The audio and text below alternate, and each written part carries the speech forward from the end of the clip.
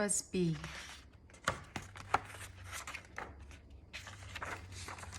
One day, Mrs. Cat said, Buzby, you are a big kitten now. It is time for you to get a job. Buzby twitched his whiskers. I know how to lie in the sun, he said. I know how to nap in the grass. I know how to catch mice, but I do not know how to get a job. Buzby, said Mrs. Cat, you can get a job. You are clean, you are polite, and you are a good mouser. Now off you go. Buzby walked down the road. He came to Maple Leaf Farm. There was a sign on the gate. It said, Cat wanted, must be good mouser. That's me, said Buzby. I have come for the job, he said to Farmer Brown. Are you a good mouser? asked Farmer Brown. I am a very good mouser, said Buzby. Just then a big dog came out of the barn and growled. But I am sure you will find another good mouser, said Buzby, and he walked away quickly. He came to Buttercup Dairy. There was a sign on the fence. It said, Cat wanted must be clean. That's me, said Buzby. I'm very clean. Step aside, Sonny, said a big gray cat. There is a room for only one cat here, and it is going to be me. I did not want that job anyway, said Buzby, and he walked on. Buzby came to a town. He saw a big hotel. There was a sign outside the hotel. It said, Busboy wanted must be polite. That's me, said Buzby. They did not spell my name right, but they know I am polite. I'm your man, Buzby said to the hotel manager. You look more like a cat to me, said the manager. We need a busboy. A busbee can be a busboy, said Buzby. A busboy is important, said the manager. He works in the dining room. He has to fill all the glasses with ice water. He has to clear all the dishes and empty the ashtrays. I can do all of that, said Buzby. Are you polite? asked the manager. Sir, said Buzby. I am very polite. Well, said the manager, I guess we can give you a try. Buzby walked through the hotel. There were bellboys in blue uniforms. There were maids in white aprons.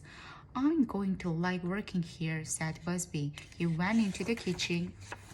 I am your new busboy, Buzby said to the cook.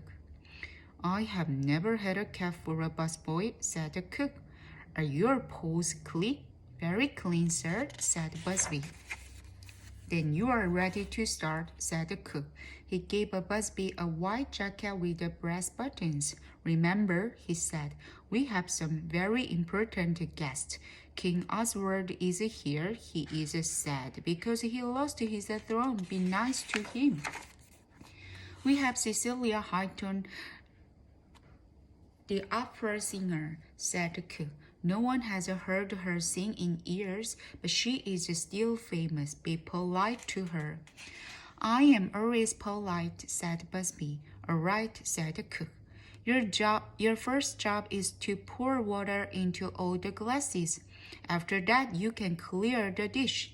Yes, sir, said Buzby, and he bowed politely. Buzby went into the dining room. There were flowers all around. There were pink tablecloths on every table. 3 parrots were sitting at the first table.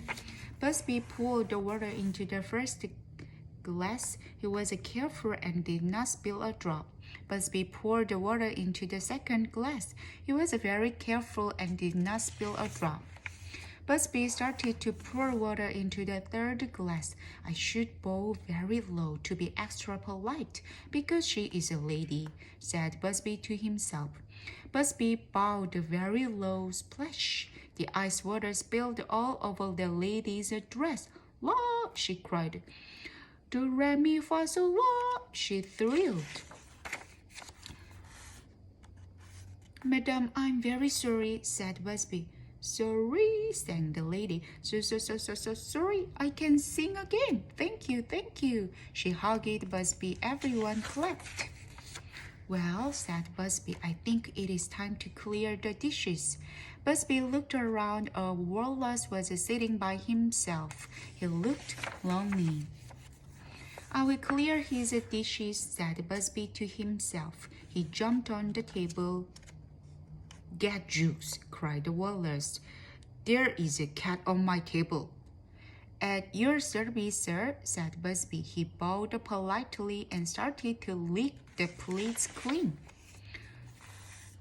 Don't they feed you in the kitchen? Asked the walrus. I am not hungry, said Busby. I'm your busboy. I have to clear your dishes. The walrus started to laugh.